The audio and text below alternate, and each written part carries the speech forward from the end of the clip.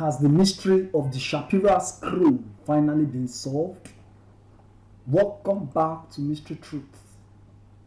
The Shapira Scroll, an ancient manuscript first discovered in 1883 and dismissed as fake, is actually the oldest known biblical script, an expert claims.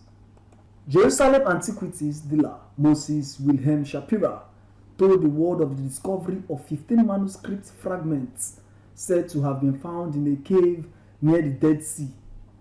The paleo-Hebrew scripts on the pieces of manuscripts were nearly illegible as they had been blackened with a pitchlike substance. But Shapira claimed they were the original book of Deuteronomy, maybe even the copy owned by Moses. This was disputed, and after selling them to the British Museum for £1 million, experts declared them fake, after which they were sold by the museum and disappeared. In a new book, Israeli-American scholar Idan Dershowitz claimed to have both archival, linguistic, and literary evidence that proves the pieces were a true ancient artifact. Reconstructing the text from the original 19th century transcriptions and drawings, Dershowitz claimed the pieces date back to the time of the First Temple as early as 957 BC, making them the oldest known biblical artifacts ever discovered. When Shapira first announced his discovery, biblical scholarship was a relatively new field of academic research, with the concept that the first 5 books of the Bible weren't all written by Moses. The 19th century was littered with biblical forgeries coming from Jerusalem and elsewhere due to the demand for pieces. Shapiro had already sold some 260 genuine pieces of Hebrew manuscripts to the British Museum by the time he announced the Deuteronomy fragments in 1883. There was much excitement about the discovery, and he sold the papers to the British Museum for £1 million. The museum put 2 pieces on display to the public, with visitors including then Prime Minister William Gladstone flocking to see the ancient biblical texts. Excitement was short-lived though, as French archaeologist and nemesis of Shapira, Charles Simon Clement Gagnon, visited the museum to view the fragments on displays and quickly declared them a forgery. Museum experts were studying the remaining pieces, and soon after Clement Gagnon made his damning verdict, they too declared them a fake.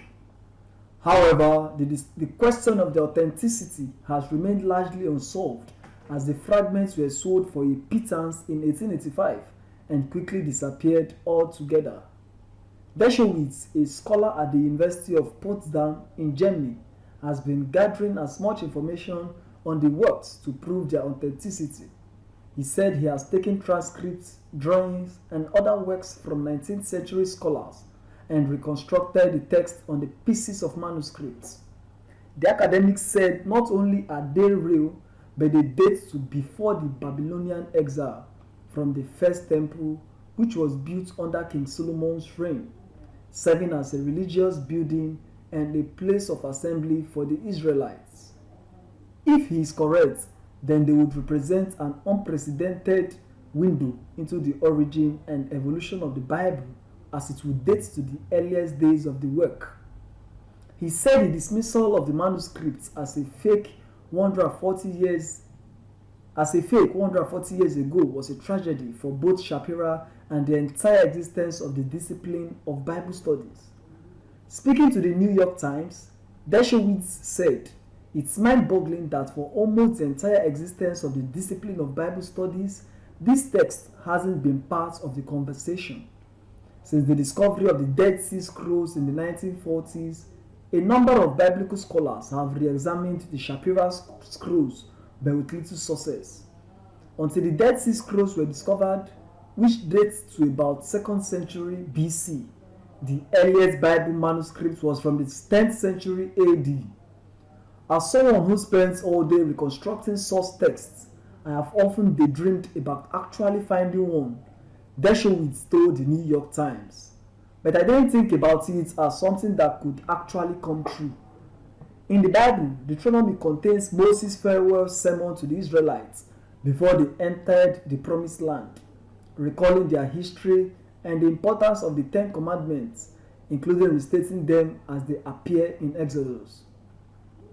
Dershowitz calls the Shapira fragments the valediction of Moses, and it includes the history but no laws beyond the core Ten Commandments. The text may be older than Deuteronomy, a precursor to the book, as it doesn't contain the divine laws, and it would be hard to believe somebody would delete them, according to Shimon Gesodit of the Hebrew University of Jerusalem. Gesodit said the Shapira version read smoother and looks more original than the actual Deuteronomy as included in the Bible, adding that the laws in the real book interrupt the narrative flow between the beginning and the end. Even the Ten Commandments as shown in the Shapira version are different, declared in the first person as if from God rather than the third person. Dershowitz said he didn't feel it was possible that the works were a forgery, as it was something that could be possible for that period of time, adding there were too many features that lined up with discoveries about the Bible evolution. These discoveries weren't made or even theorized until decades later with the discovery of the Dead Sea Scrolls. Noah Fieldman, a professor at Harvard Law School, was originally skeptical about the discovery, but later helped fund Dershowitz's research into the fragments. I said, "You are crazy. I don't want to hear it. You're going to destroy your career. Go away," Feldman told the New York Times. He would keep emailing me details and I would reply, "Too good to be true." Dershowitz traveled the world investigating the validity of the scroll, including reading through Shapira's manuscripts in Berlin, discovering handwritten sheets showing the collector had attempted to decipher the fragments.